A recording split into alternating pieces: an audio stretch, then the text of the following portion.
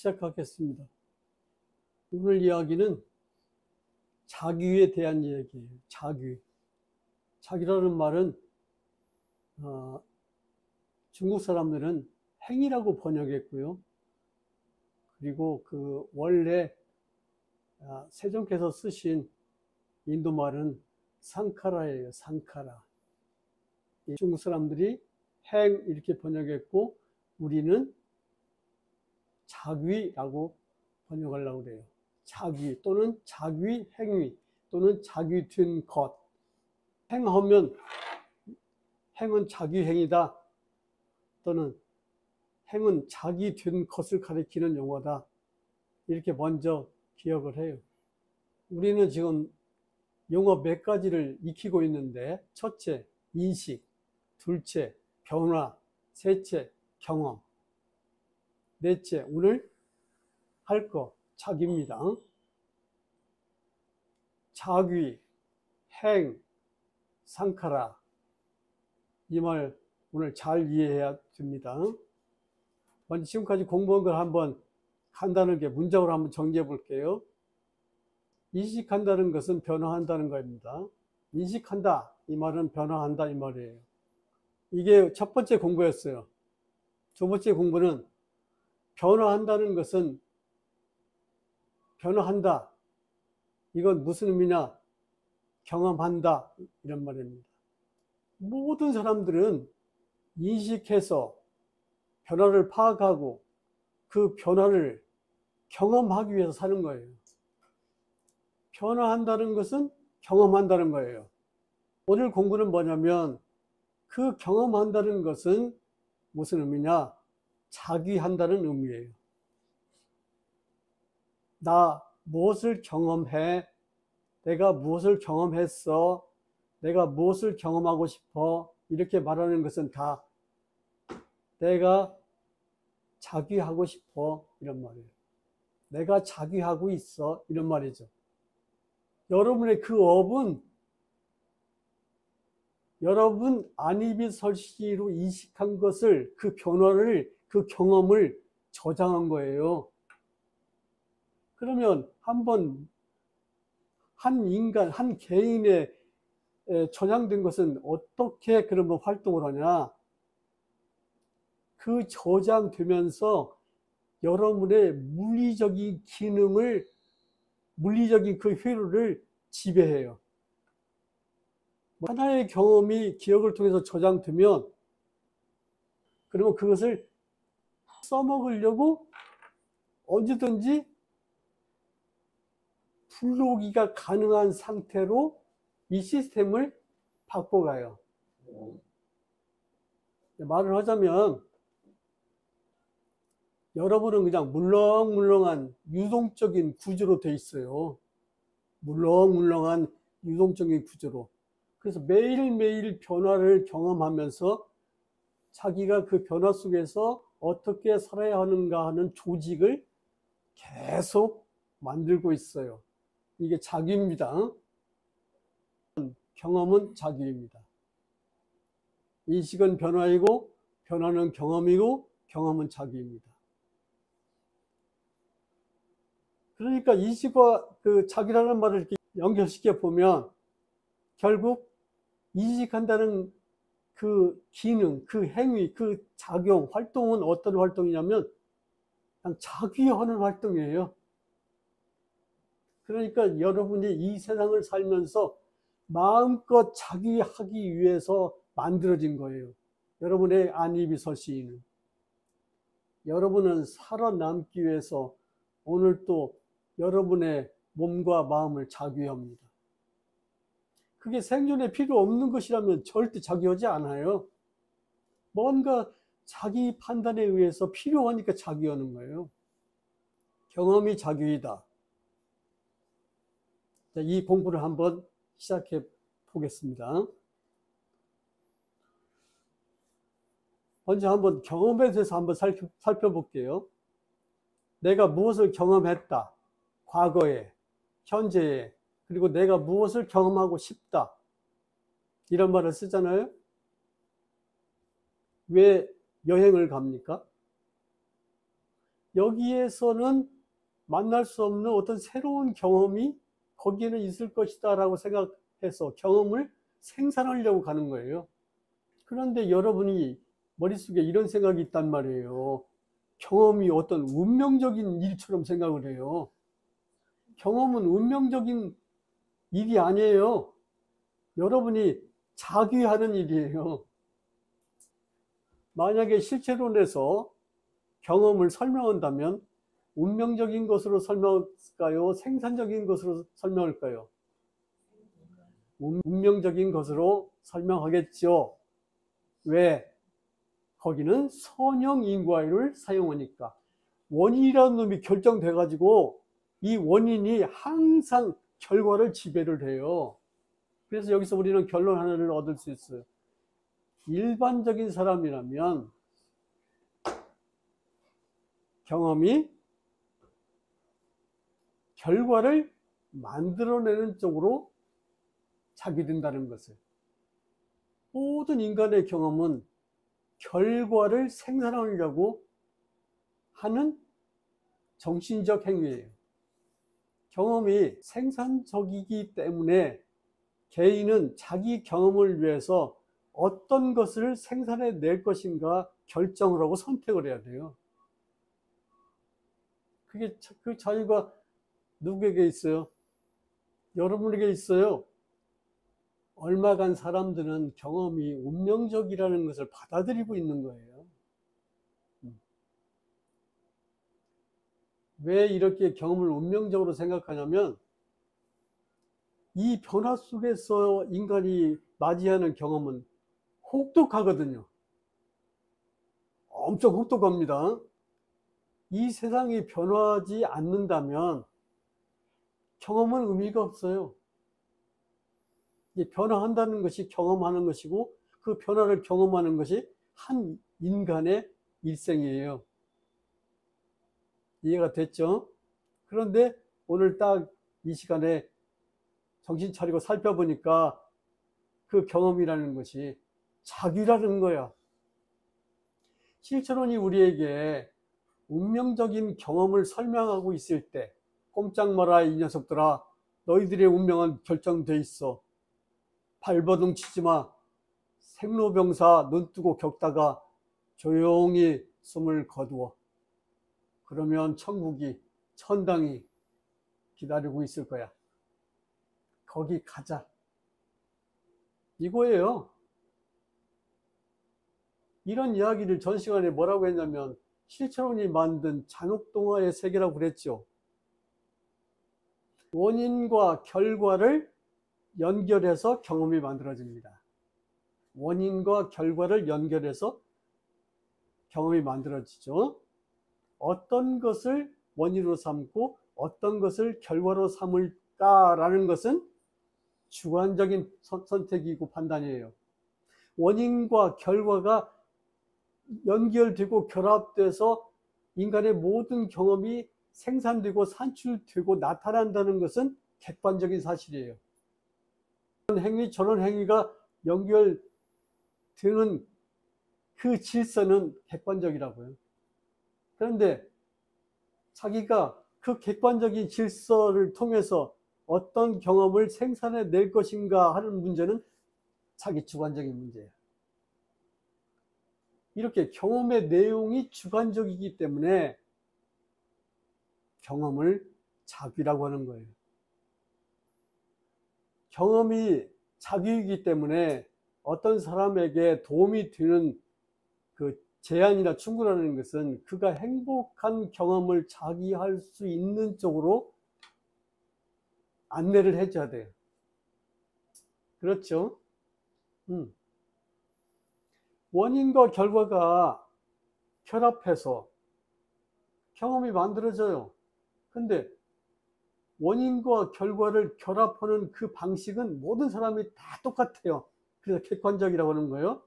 그런데 거기서 생산해내는 경험의 내용은 달라요. 불나서 자살하는 사람도 있지만 불나서 이를 악물고 다시 재기하는 사람도 있잖아요. 우리는 절망하는 사람들을 좋아합니까? 거기에서 희망을 갖고 일어선 사람을 좋아합니까? 희망을 갖고 일어난 사람을 좋아해요. 왜 그러냐면 나는 그 사람과 인연이 없고 잘 모르지만 그 사람의 그런 인생이 내 인생과 별로 다르지 않다고 받아들이기 때문에 그래요.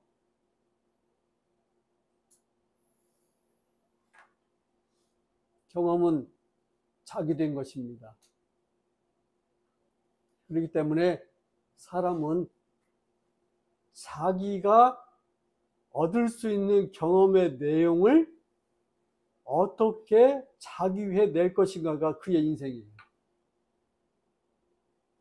울지 말아요, 제발.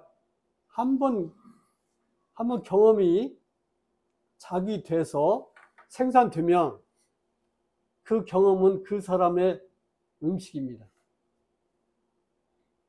경험이 음식이라는 거, 이거 아주 중요한 얘기예요.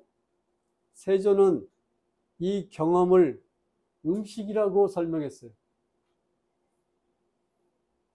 너무 아름다워요. 그렇다면 먹고 사는 이 경험을 자기가 돌아볼 필요가 있어요. 내가 뭘 먹고 살지?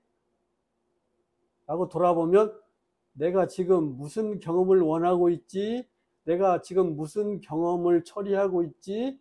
내가 지금 무슨 경험을 선택하고 있지? 이거 살펴보면 자기가 평생 먹고 사는 음식이 쭉 나와요. 경험이 음식이기 때문에 좋은 음식을 먹어야 되겠어요? 더러운 음식을 먹어야 되겠어요? 여러분은 아마 다 내가 말하지 않아도 알아요. 근데 경험을 음식으로 먹은 다음에 그럼 없어지냐? 소화돼서 다 없어지냐? 그게 아니에요. 경험을 먹게 되면 그 경험이 내 물리적인 기능을 하는 몸을 만들어요. 이 말은 지금 무슨 말을 하려고 하냐면 경험이 자기라는 말의 의미가 뭐냐면 만들 때 자기 중심의 의도를 갖고 있다는 거예요. 여기서 자기 중심적이다, 주관적이다 이런 말을 어떻게 불교에서 받아들이냐면 탐욕적이다 이렇게 받아들여야 돼요. 탐욕이라는 것은 뭐냐면 자기 중심적으로 해석하고 선택하는 것을 탐욕이라고 해요. 자기 중심적으로 해석하고 선택했다는 건 뭐예요? 경험을 음식으로 먹고 누구를 키웠다는 거예요? 자기를 키웠다는 거예요. 자기. 여기서부터 이제 쓰라린 문제가 생겨요. 평생 경험해가지고 자기 존재를 먹여 살린 거예요. 그러니까 이런 사람을 뭐라고 그래요? 종살이라고 그래요. 누구 종살이를 한 겁니까? 나라는 존재를 주인으로 모시고 끝없이 한평생 동안 종살이 한 거예요. 이거 이야기를 들어보면 좀 뭔가 머리가 좀 확 트이지 않아요? 여러분의 사고와 머릿속은 그냥 침침해요. 박지를 않아요. 왜?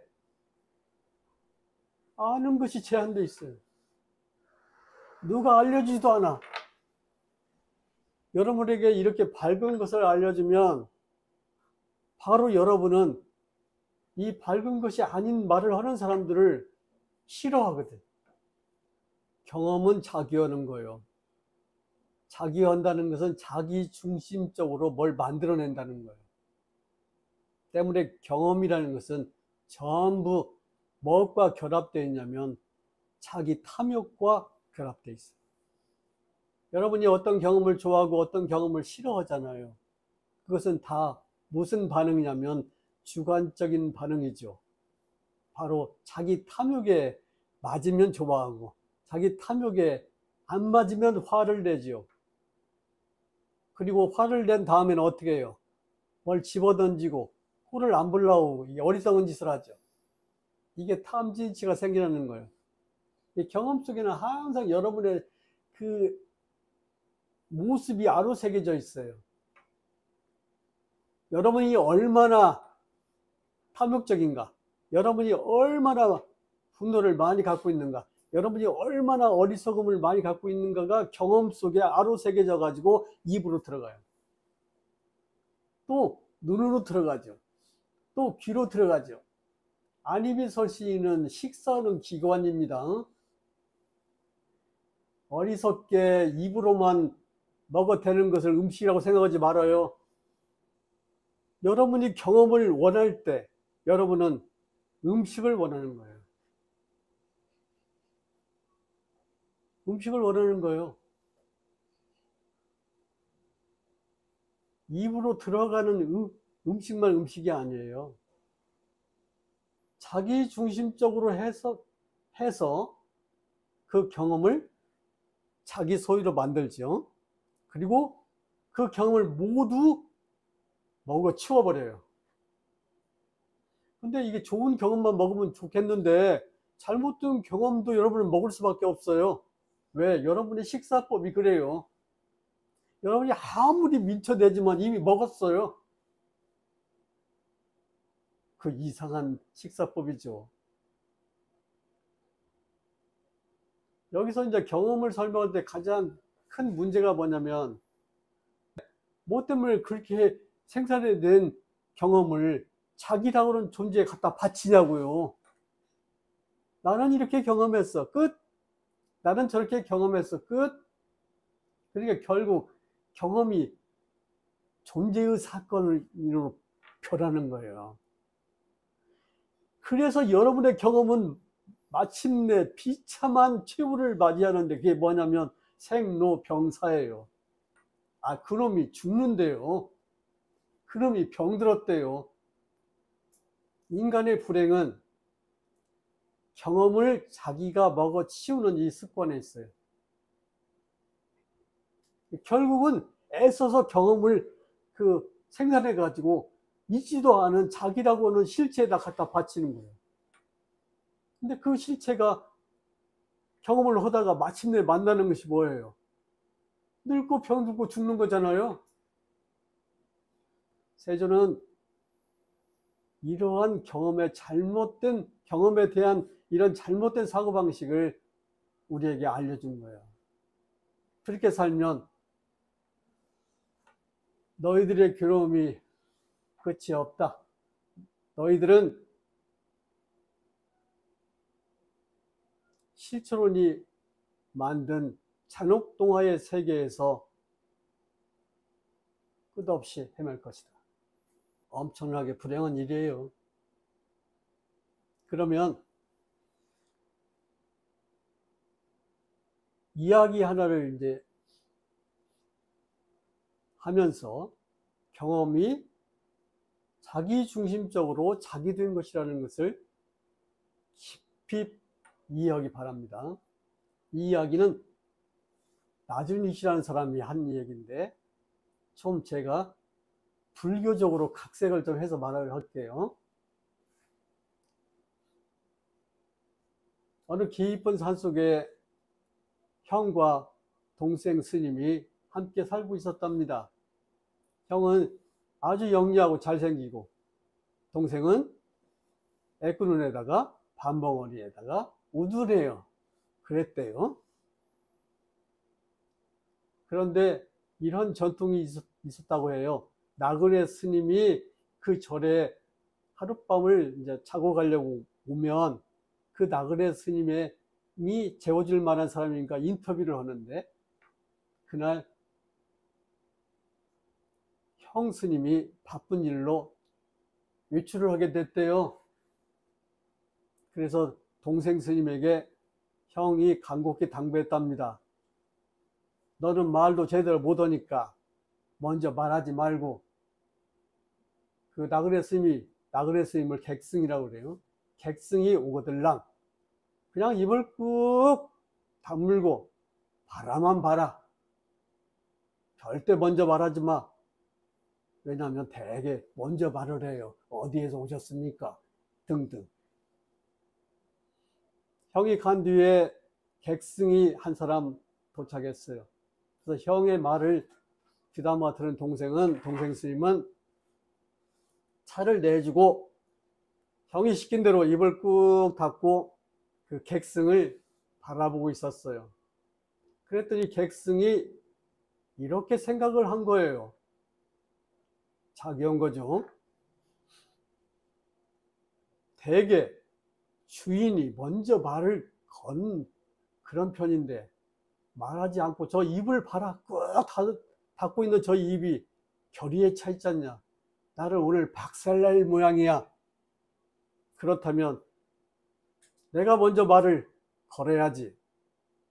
그리고 객승은 용기를 내서 이렇게 말했어요. 네가 말을 않는다면 나도 말을 않겠어.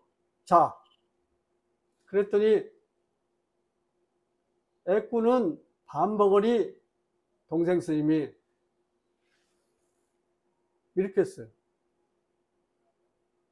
그랬더니 객승이 이렇게 하는 거예요. 그랬더니 동생 스님이 이렇게 하는 거예요. 그러자 객승이 벌떡 일어나서 동생 스님에게 공손하게 절을 한 다음에 짐을 챙겨서 산을 내려갔습니다. 산을 다 내려갔는데 거기서 형 스님을 만났어요. 그 길로 내려오는 사람은 우리 절에서 내려오는 사람이기 때문에 형이 물었죠. 어쩐 일로 이렇게 내려오십니까? 그랬더니 형 스님한테 설명을 해주는 거예요. 거기 스님이 한 분이 계셨는데 정말 위풍당당하게 저를 맞이했습니다. 그래서 제가 기세에 눌리지 않으려고 이렇게 말했습니다. 이 세상에서 가장 존귀하신 분이 세존이시다 이놈아. 그랬더니 동생 스님이 갑자기 생각지도 않고 그냥 바로 세존만 중요하냐, 세존이 설한 법도 중요해 임마, 이렇게 말하는 거예요.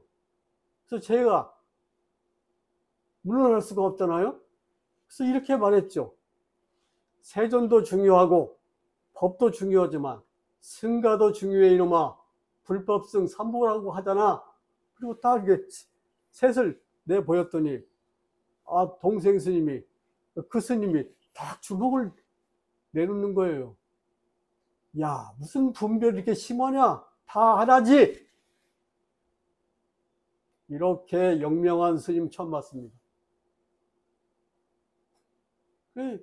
형 스님이 고개를 껴오면서 절에 도착해가지고 보니까 동생이 막 씩씩거리면서 절 마당을 막 왔다 갔다 하는 거예요.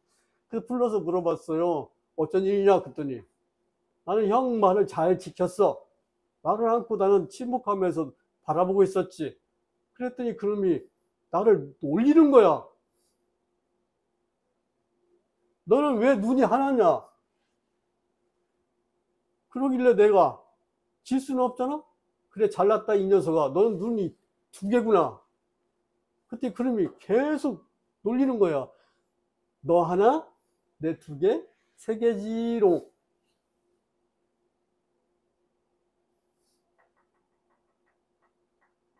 그래서 내가 화가 나서 너 죽을래? 라고 주먹을 불끈 쥐고 내밀었더니 무서워서 달아났어요. 이야기는 여기서 끝납니다.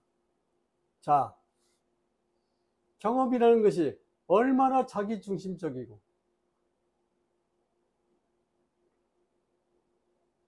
자기 주관적인 것인가 알 수 있겠죠. 이런 경험에 대한 오해 때문에 인간은 이 세상에서 길게 고생합니다.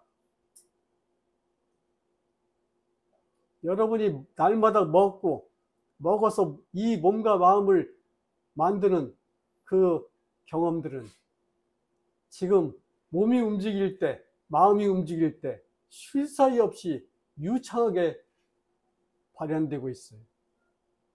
그런데 어디 가서 이 경험을 멈추게 해달라고요? 세존은 이렇게 말씀하셨습니다. 경험되지 않은 업은 소멸되지 않는다. 경험이 딱 나타났어요. 그러면 여러분은 무지를 바로 쳐야 돼요. 그 경험이 딱 나타나면 뭘 하고 나타났어요? 지금 현재 일어나고 있는 경험의 식사를 하려고 입이 나타났어요. 안입이 설신이에.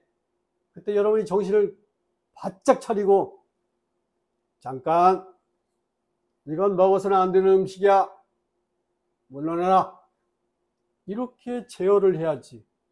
다 먹고 집에 가서 끙끙하러? 안 되죠.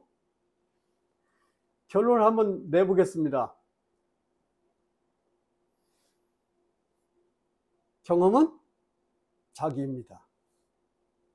경험에는 질서가 있어요. 원인과 결과의 결합이라고 하는 이 질서는 객관적입니다.